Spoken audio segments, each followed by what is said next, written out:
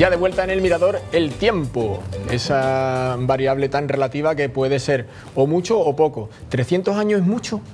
Depende, ¿verdad, Macarena? Depende. Sí, Si comparamos con 3.000, pues claro, es poquito. Es poquito.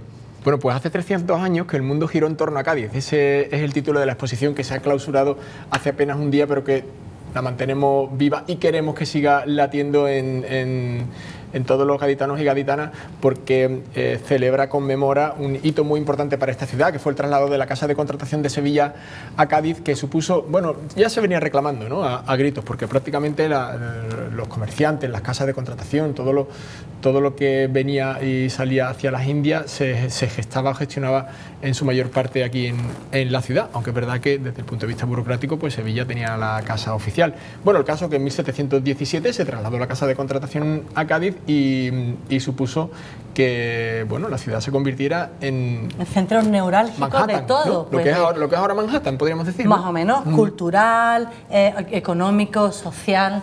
Cádiz en Cádiz se gestaba todo, desde luego.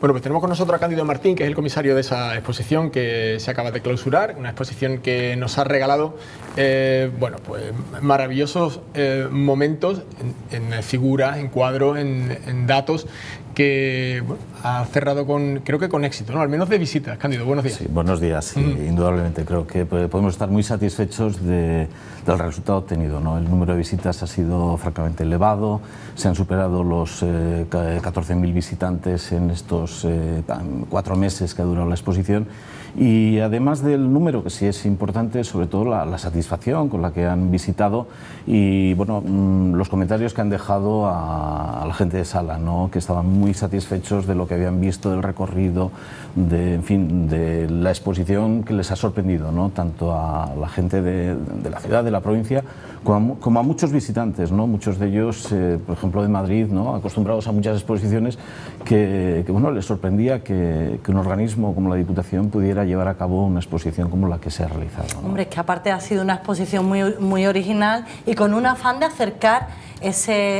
lo que fue el tricentenario, pues, a la gente, ¿no?, que es una maravilla, un buen objetivo, desde luego. Efectivamente, porque además hay un hecho un poco singular aquí, y es que la Casa de la Contratación, como tal hecho, a veces es difícil de entender qué fue. Es decir, hay hechos muy conocidos, la Vuelta al Mundo, como será próximamente la celebración, etcétera, que todo el mundo lo entiende fácilmente, ¿no? Pero la Casa de la Contratación es un concepto, un término, algo muy difícil de entender en muchas ocasiones, y de lo que la gente, bueno, puede haber oído el nombre, pero tampoco no entiende el qué, ¿no? Entonces nosotros hemos intentado tener esa labor pedagógica en la que explicamos qué era la Casa de Contratación, qué funciones podía tener y sobre todo lo que iba asociado a lo que habéis nombrado, ¿no?, las implicaciones sociales, urbanísticas, todo lo que tenía que ver con la construcción naval, que es lo que hemos procurado resaltar, etcétera, etcétera, ¿no? Hablábamos al principio, Cándido, que es verdad que, bueno, fue justo por decreto del rey Felipe en aquella época, sí, cuando se trasladó oficialmente esa Casa de Contratación de Sevilla a Cádiz, pero que era algo como que se estaba ya reclamando, ¿no? Porque la verdad que los barcos entraban, ¿no?, y salían desde Cádiz, luego remontaban el Guadalquivir y llegaban hasta Sevilla. Es verdad que ya las necesidades de calado para esos buques tan grandes... Posiblemente los propios sevillanos se habían dado cuenta que habían cometido un grave error ya tiempo atrás. En 1680 decidieron que las flotas de Indias, dada la dificultad de surcar el Guadalquivir, por motivos físicos como la barra de Sanlúcar, que imposibilitaba que ya los navíos de grandes dimensiones y gran tonelaje pudieran surcar con facilidad y pudieran quedarse embarrancados en la entrada del Guadalquivir o a lo largo de la travesía, porque había que drenar el río, etcétera, etcétera. Bueno, pues decidieron que podía ser mucha mejor opción que las flotas salieran desde el puerto de Cádiz. Bueno, aquí invernaban en la bahía, aquí se hacían los carenados para el mantenimiento de las flotas, etcétera. Entonces era una gran idea.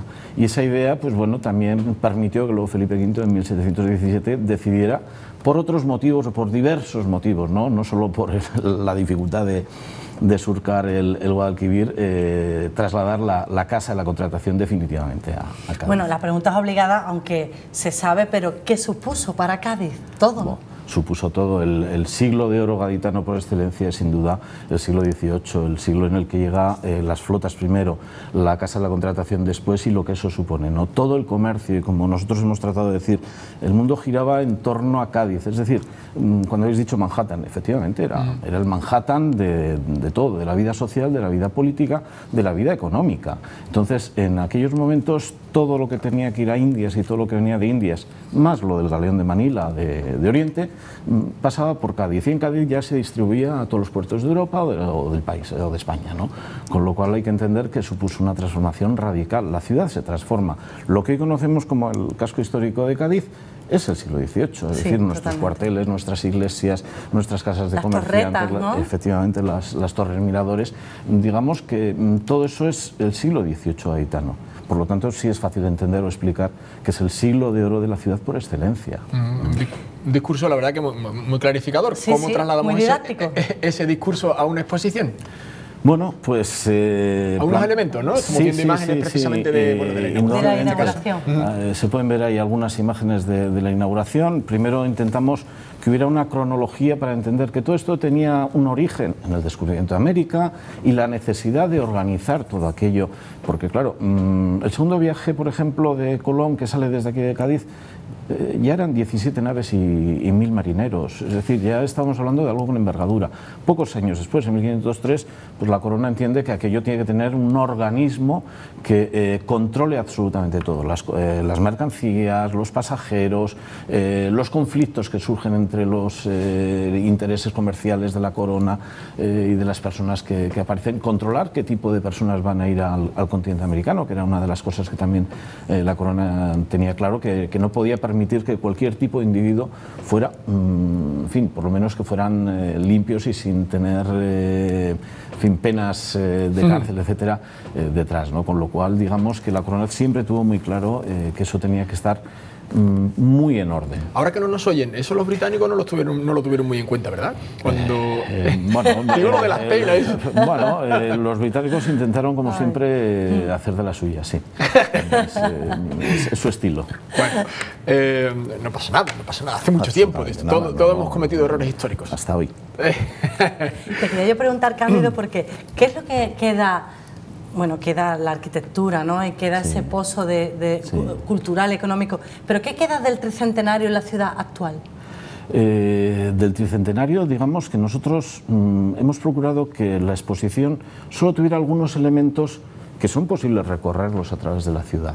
Es decir, nosotros no hemos puesto nada nuevo o que no estuviera ni siquiera escrito. Es decir, nosotros no somos originales absolutamente nada. Hemos trasladado a la exposición aquello que ya está escrito por especialistas y que encontramos en la ciudad, desde los edificios, lamentablemente algunos no muy bien conservados, la Casa del Almirante, que sería ese preludio de las flotas llegando a Cádiz, y la Casa de Contratación por llegar, en fin, que esperemos que se va a recuperar en un tiempo próximo, ¿no? Las casas de los comerciantes, que, en fin, yo creo que todos podemos reconocerlas, las casas de vecinos, que todavía son visitables y que, en fin, todos tenemos amigos viviendo en alguna de ellas, son absolutamente maravillosas, ¿no?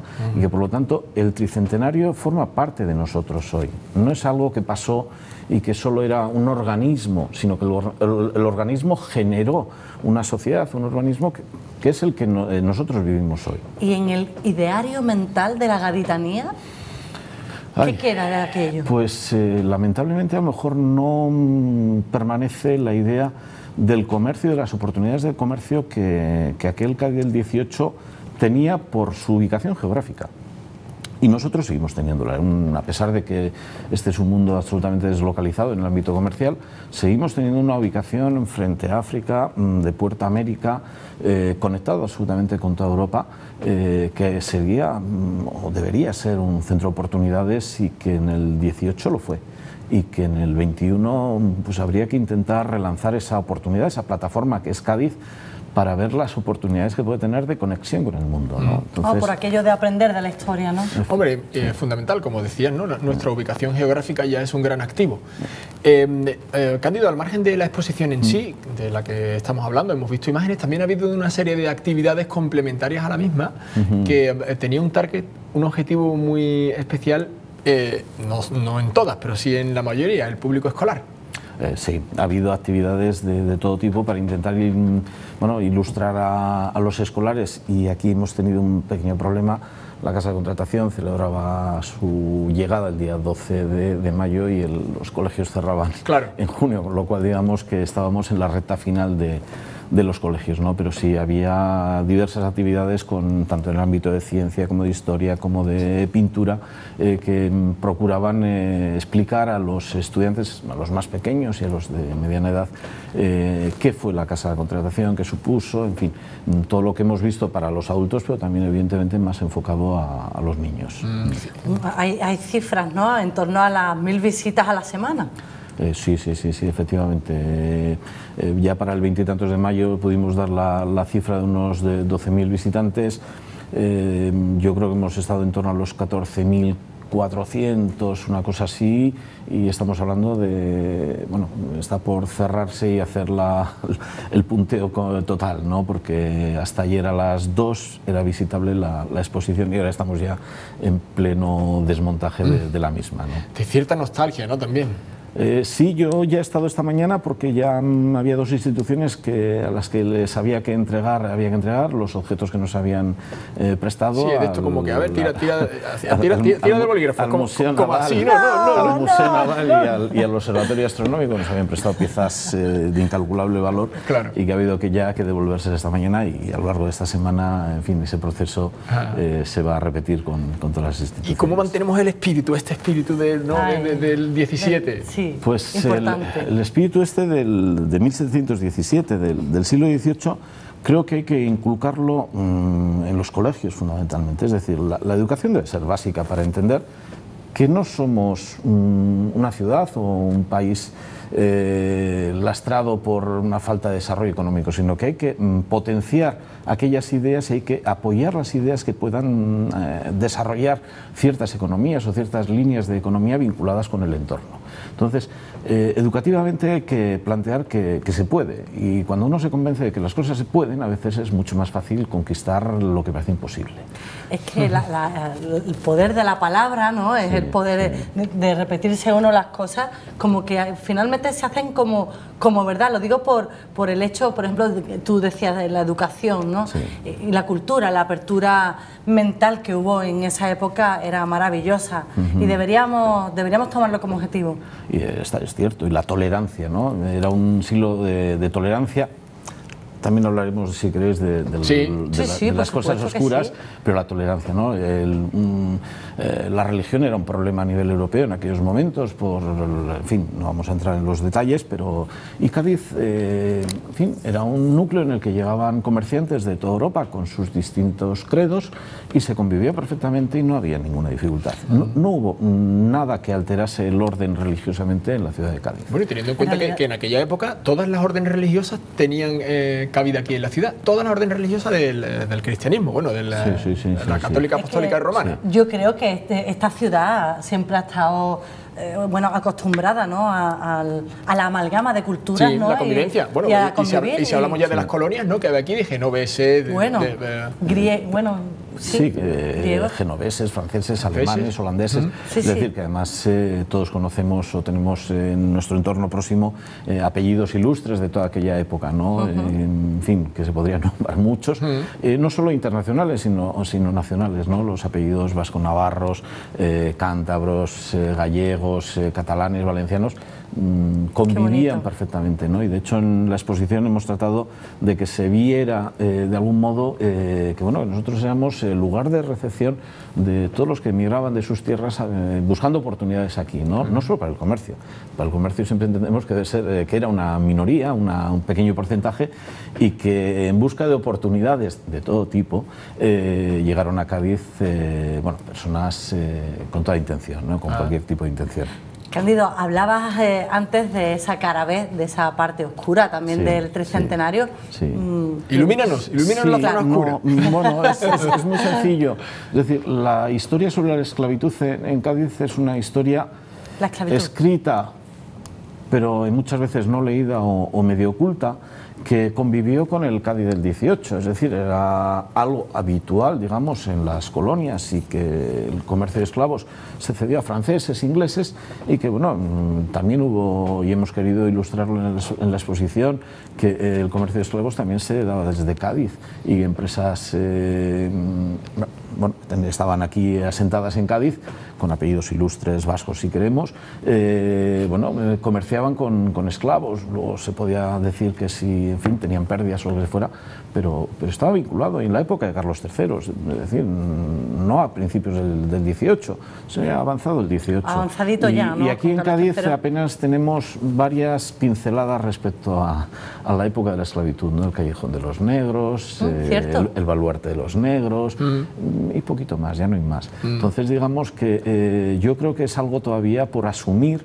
porque a veces los errores de la historia hay que asumirlos y entender que, bueno, que se dieron. ¿Eres partidario entonces, Cándido, de que se ponga en negro sobre blanco, en este caso? Sin ningún rubor, porque además los errores del pasado, es decir, saber que aquello no se debe repetir nunca, claro, obviamente, y que si se hizo, se hizo. Y asumir que los errores del pasado no son nuestros errores, es decir, los errores de nuestros padres no debemos asumirlos como propios, sino que son parte de la historia, ¿no? Y evidentemente errar es una de las características más importantes del crecimiento, ¿no? Indudablemente, y las sociedades modernas lo que hacen es evolucionar corrigiendo los errores del pasado, ¿no? Y eso no creo que sea ningún tipo de problema. Bueno, como hacemos nosotros personalmente, o tratamos de hacer, ¿verdad? Efectivamente. Se intenta aprender de los errores. El que no reconoce que se ha equivocado, malo. Mal, y de hecho nos ayudan a corregir cuando alguien nos pone los errores por delante y somos capaces de verlo. Cuando no somos capaces de verlo, malo. Por eso nosotros aquí perdonamos a todos aquellos y aquellas que nos estén viendo y no hayan ido a ver esta exposición, porque eso es un error, grave error. Teniéndola tan a la mano.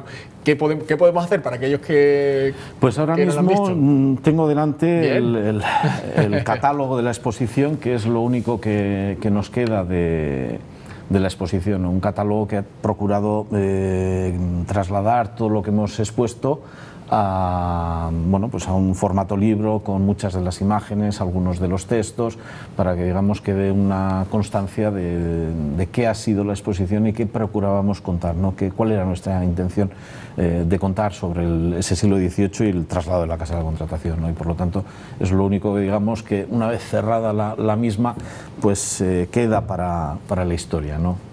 ¿Dónde podemos adquirir esas guías? Pues estará en el Servicio de Publicaciones de la Diputación, que tiene su sede encima del Consulado Argentino, en la calle San José.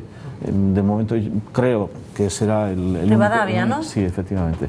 El único sitio donde de momento se podría adquirir. Bueno, pues aquellos que han visto la exposición y los que no, ya saben que pueden al menos tener constancia de la misma en ese libro que nos ha traído muy gentilmente Cándido Martín, que se lo hemos comentado ya a todos ustedes hace un ratito, es el comisario de esa exposición, Cuando el mundo giró en torno a Cádiz, una exposición que versa sobre el traslado de la Casa de Contratación desde Sevilla hasta Cádiz y de la que se han cumplido 300 años en el pasado mes de mayo.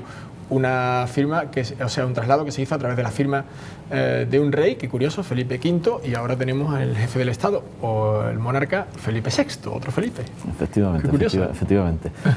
Del primer Borbón al último de los Borbones, actualmente. Eso es. Bueno, que es un placer, Cándido. Nos has ilustrado muchísimo. Sí. Bueno, se ha intentado contar algunas de las cosas que hemos hecho en esta exposición y que nos motivaron a representarla de un modo concreto, ¿no? Espero que los que lo hayan visitado hayan disfrutado con ella. Nunca se puede satisfacer a todos, pero se intenta al menos que la mayoría puedan quedar satisfechos, y luego con el catálogo hemos pretendido eso, ¿no? Que quede algo para más adelante y que quien quiera pueda consultar lo que habíamos intentado hacer. Estupendo. Bueno, pues nada, y a los que no han ido pues les hemos encorajado un poquito, porque entre lo que hemos hablado y lo que hemos mostrado en imágenes, yo creo que los que no han podido visitarla pues se han quedado con ganas. Al menos queda el catálogo, efectivamente. Bueno, muchísimas gracias, Cándido Cándido Martín, y felicidades a ti personalmente y al resto del equipo que han formado, pues bueno, ese grupo de personas que han hecho posible esta exposición. Que han sido muchos, han sido muchísimos los colaboradores que han permitido hacer esto, porque evidentemente hay uno que pone la cara, pero hay un equipo que además aquí en el catálogo aparecen reflejados todos los que han colaborado en esta exposición, que es mucha gente, sin la cual sería imposible hacerlo. Pues muchísimas gracias. Enhorabuena. Gracias.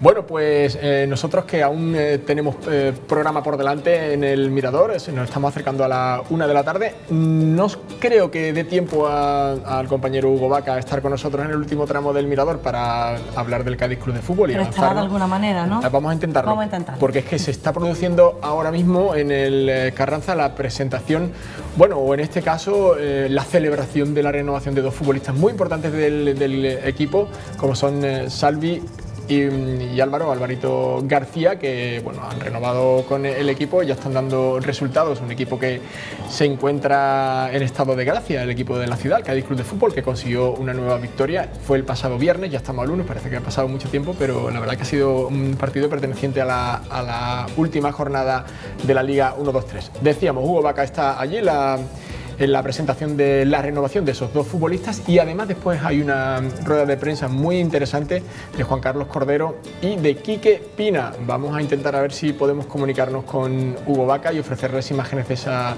renovación. Antes, publicidad.